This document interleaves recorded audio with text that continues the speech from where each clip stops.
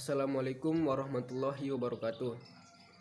Saya Roro Wandika, NIM J1B018084, mahasiswa Program Studi Teknik Pertanian, Fakultas Teknologi Pangan dan Agroindustri Universitas Mataram.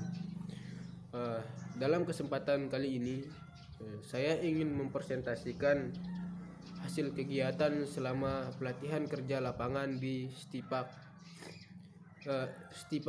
atau Social Technology and Industrial Park ini berlokasi di Jalan Bypass Lombok, Desa Lelede, Kecamatan Kediri, Kabupaten Lombok Barat.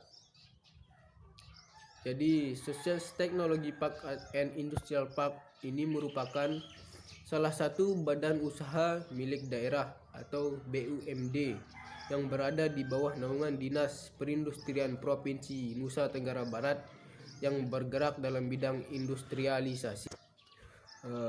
Sebelum masuk ke materi, saya ingin menjelaskan sedikit tentang sejarah perusahaan.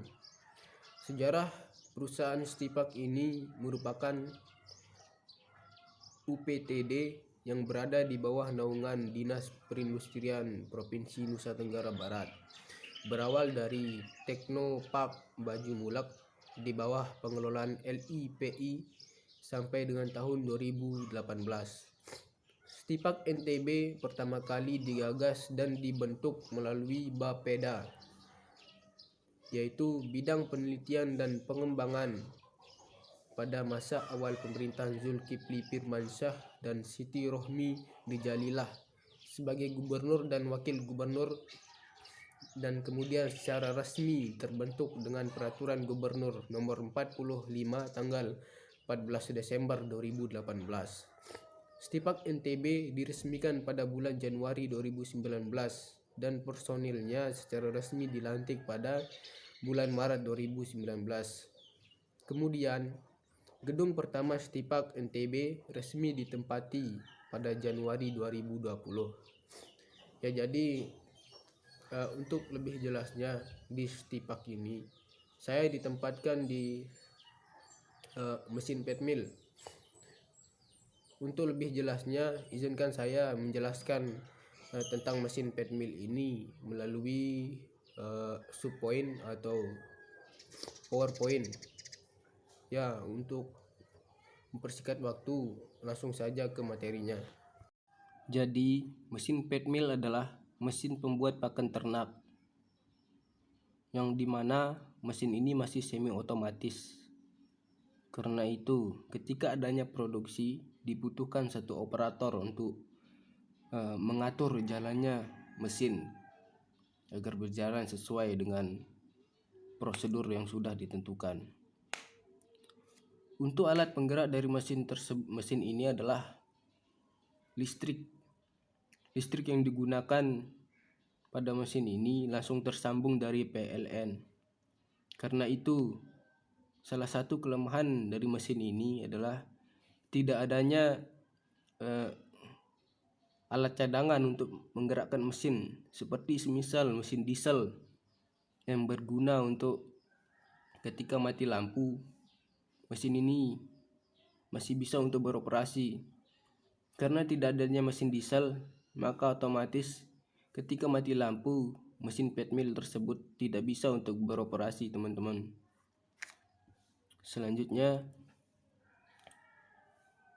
bagian-bagian alat pada mesin pet mill. Yang pertama adalah dust collector atau dengan kode alat DC yang berjumlah 3. Fungsi dari dust collector tersebut adalah sebuah sistem yang dipergunakan untuk memperbaiki kualitas udara yang dihasilkan oleh aktivitas industri dengan cara mengumpulkan debu dan kontaminan lainnya dalam udara atau gas lainnya. Kedua, bucket elevator atau dengan kode BE yang berjumlah 2. Fungsi dari bucket elevator ini adalah suatu alat untuk memindahkan bahan yang arahnya vertikal, dipergunakan untuk mentransfer material dari permukaan tanah ke ketinggian tertentu. Yang ketiga yaitu pre-cleaner dengan kode PC untuk menghilangkan kotoran. Pre-cleaner ini untuk menghilangkan kotoran besar seperti jerami, batu, tali, dan lain-lainnya dari biji-bijian. Selanjutnya magnet atau dengan kode M yang berfungsi sebagai alat untuk menangkap pengotor berupa besi dan logam dari luar objek. Selanjutnya F yaitu feeder berfungsi sebagai alat pengumpan bahan masuk atau bahan keluar dan bila juga digunakan untuk memindahkan produk secara otomatis. Selanjutnya hammer mill dengan kode HM yang memiliki fungsi untuk memperkecil ukuran bahan baku sehingga menjadi partikel-partikel tepung yang lebih kecil.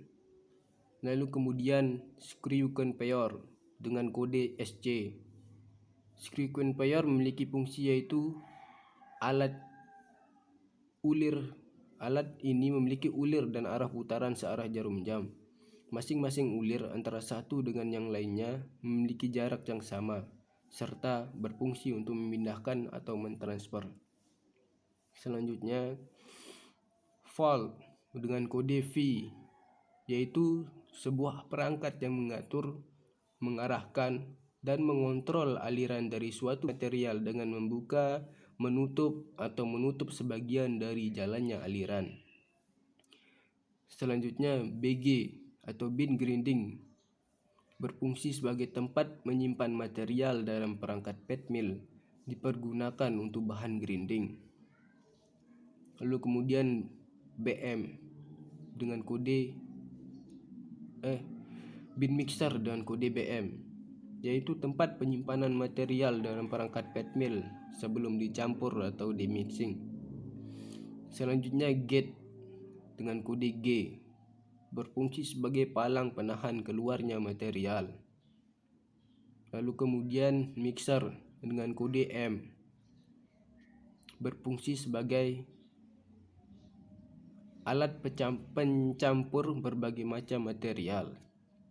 Selanjutnya MG atau mixer gate berfungsi sebagai palang penahan keluarnya material dari mesin mixer. Dan kemudian final bin dengan kode FB yaitu berfungsi sebagai tempat penyimpanan material dari perangkat pet mill yang sudah jadi untuk di packing.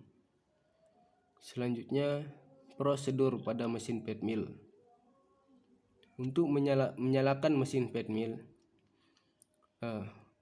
proses pertama itu adalah nyalakan saklar FMCB, safety, dan tuas power pada panel pet mill.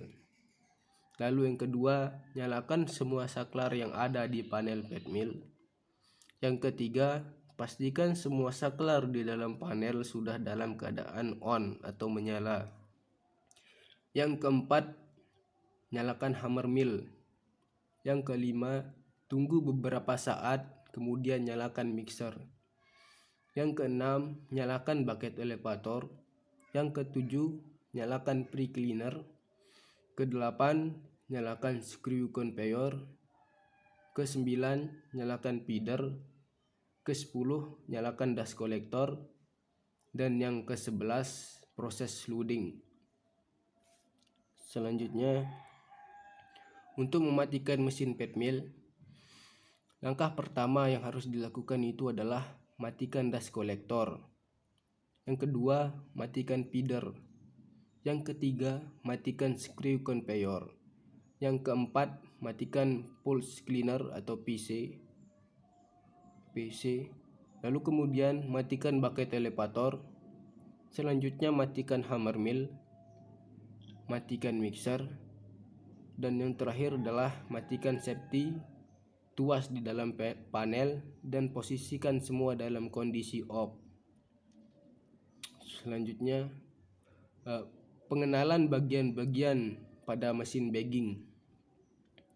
Yang pertama adalah BE atau bucket elevator yang berfungsi sebagai alat untuk memindahkan bahan yang arahnya vertikal, dipergunakan untuk mentransfer material dari permukaan tanah ke ketinggian tertentu.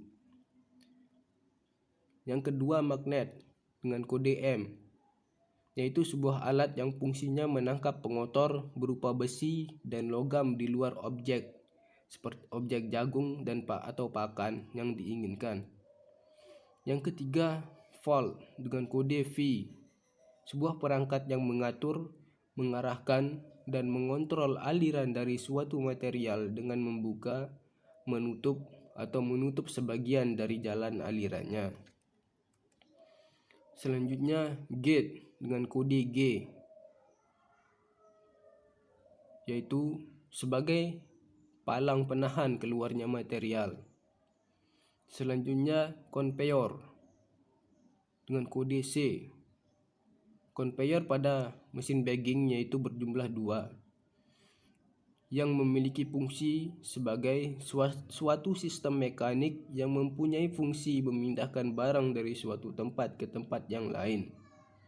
Selanjutnya, bin dengan kode B yang berjumlah 3. Fungsinya yaitu untuk tempat penyimpanan material dalam perangkat flat mill. Selanjutnya, prosedur pada mesin bagging. Untuk menyalakan mesin bagging, langkah pertama yang harus dilakukan adalah menyalakan safety dan semua saklar yang ada di dalam panel mesin bagging. Yang kedua, lalu menyalakan conveyor. Yang ketiga, menyalakan bucket elevator. Dan yang keempat adalah menyalakan conveyor atau C1.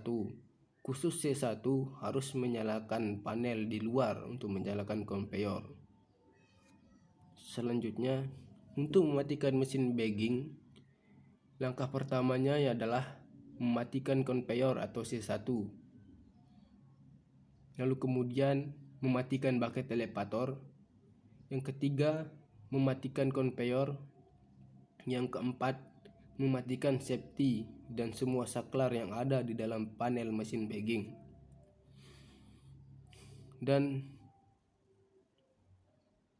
di sini saya memiliki tugas khusus dari dosen pembimbing PKL saya. Saya diberikan tugas khusus yaitu untuk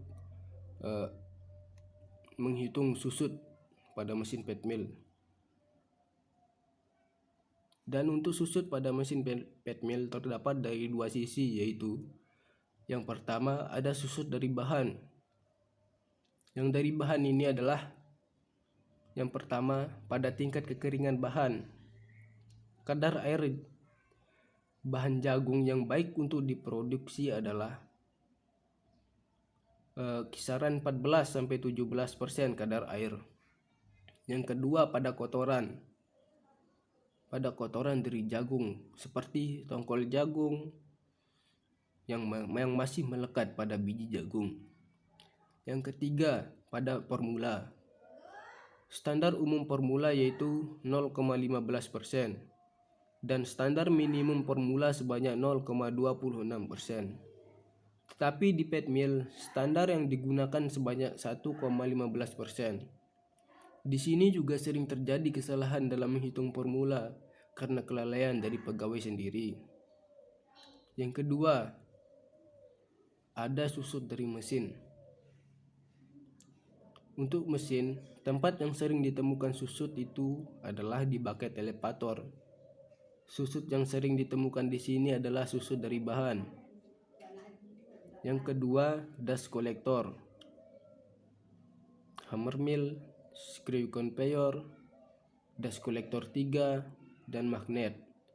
Susut yang sering ditemukan di sini adalah susut dari kotoran bahan. Dan yang ketiga adalah pada bin dan mixer. Susut yang ditemukan di sini adalah susut dari produksi. Dan selanjutnya pengenalan pemeliharaan atau maintenance harian. Pada maintenance harian, yang perlu dibersihkan adalah membuang air pada kompresor, mengecek oli mesin, mengecek rantai, mengecek kebocoran udara, mengecek elevator, mengecek grease pada setiap mesin, mengecek tekanan udara atau pneumatik. Selanjutnya mengecek baut pada motor. Kesembilan, membersihkan sampah pada PC atau pre-cleaner. Dan yang ke-10 adalah mengisi angin kompresor. Dan untuk maintenance mingguan, hal-hal yang diperhatikan itu adalah menghilangkan partikel besi pada magnet. Yang kedua, membersihkan dust collector. Yang ketiga, mengosongkan bin. Yang keempat, membersihkan hammer mill. Yang kelima, membersihkan screw conveyor. Yang keenam, membersihkan bucket elevator. Yang ketujuh, membersihkan mixer. Dan yang kedelapan, mengecek dan menambahkan oli pada oli gardan. Ya, mungkin itu saja yang bisa saya sampaikan. Kurang dan lebihnya saya mohon maaf. Wabillahi taufiq wal hidayah. Wassalamualaikum warahmatullahi wabarakatuh.